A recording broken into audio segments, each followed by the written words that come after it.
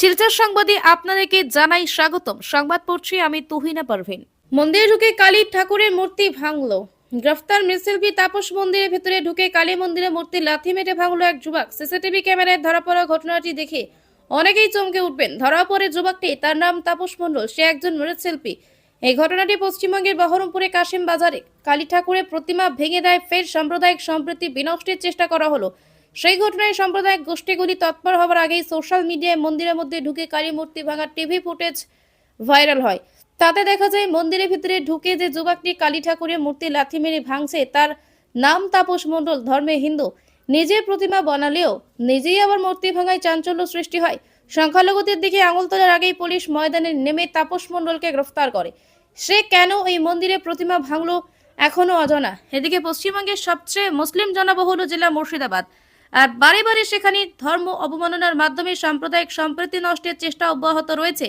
গত ডিসেম্বর মাসের তৃতীয় সপ্তাহে মুর্শিদাবাদে বেলডাঙ্গায় কার্তিক পুজোর সময় পুজো মণ্ডপে আল্লাহর নামে অবমাননাকর কথা ডিসপ্লে বোর্ডে প্রদর্শিত হওয়ায় সাম্প্রদায়িক অস্থিরতা সৃষ্টি হয়েছিল।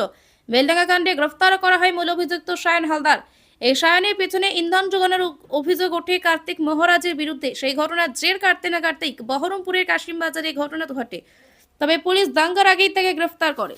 আমাদের পরিবেশন আপনাদের ভালো লেগে থাকলে অবশ্যই লাইক, কমেন্ট, শেয়ার করতে ভুলবেন না এবং ইউটিউবে দেখে থাকলে শিলচর সংবাদ চ্যানেলটিকে সাবস্ক্রাইব করে রাখবেন এবং ফেসবুকে দেখলে অবশ্যই চ্যানেলটিকে ফলো দিয়ে রাখবেন যাতে আমাদের পরবর্তী ভিডিও আপডেট সহজে আপনারা দেখতে পারেন। ধন্যবাদ। গতকাল আমাদের কাশিম বাজারে আনন্দময়ী মা অর্থাৎ রবি ঠাকুরের কালীবাড়ি নামে পরিচিত সেখানে একটা মূর্তি ছিল। সেই মূর্তিটি একজন তাপস মণ্ডল বলে নাম, যার স্থানীয় বাড়ি নাম তাপস মণ্ডল, মূর্তিটিকে ভেঙে দেয় এবং সে অ্যারেস্ট হয়। ছেলেটি প্রত্যেক দিনই কালীবাড়িতে যেত এবং ছেলেটির মানসিক প্রবলেম আছে, অর্থাৎ মানসিকভাবে ছেলেটি বিকারগ্রস্ত। তার নাকি যুক্তি দেবী মা তার সঙ্গে নাকি প্রত্যেকদিন কথা বলতো, সেদিন নাকি কথা বলেনি বলে এই একটা ধারণা থেকে, একটা কাল্পনিক ধারণা থেকে সে মূর্তিটিকে ভেঙে দেয়, যার ফলে একটা এলাকায় উত্তেজনা তৈরি হয়। এখন ছেলে তাকে পুলিশে ধরে নিয়ে যায় এবং আইনগত যা যা শাস্তি দেওয়া সেটা তো হবে, যেহেতু মেন্টাল অ্যাবনর্মালিটি আছে কনসিডার করে। ঘটনা কেউ কেউ সাম্প্রদায়িক রূপ দেওয়ার চেষ্টা করে। আমি সেই জন্যে স্থানীয় এলাকার মানুষকে বলবো যে একটা অপরাধ হয়েছে, বিগ্রহের মূর্তিতে আঘাত পড়েছে, সেই অপরাধ যে করেছে তাকে গ্রেপ্তার করা হয়েছে, খবর পেয়েছি। কিন্তু কোনোভাবেই এই ঘটনাকে সাম্প্রদায়িক রঙে রঞ্জিত করে যেন আমরা আমাদের মধ্যে বিভাজিত না হই, শুধু এইটুকু অনুরোধ করার জন্যই আমি নিতান্ত বাধ্য হয়ে আজকে আমার কথাটা জানালাম। সাম্প্রদায়িক সম্প্রীতি বজায় রাখুন।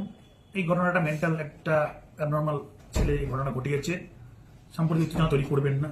সাম্প্রদায়িক উত্তেজনা তৈরিই হয়নি, নতুন করে তিনি তাহলে সাম্প্রদায়িক কথা বলে কেন আবার ব্যাপারটাকে ফোকাস করছেন?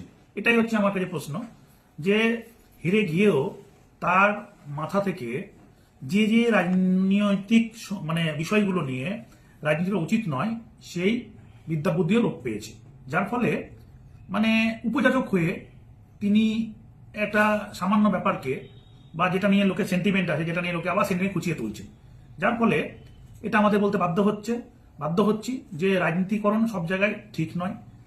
একটা ধর্মীয় ভাবাবেগে কাউরিরই হাত দেওয়া ঠিক নয়।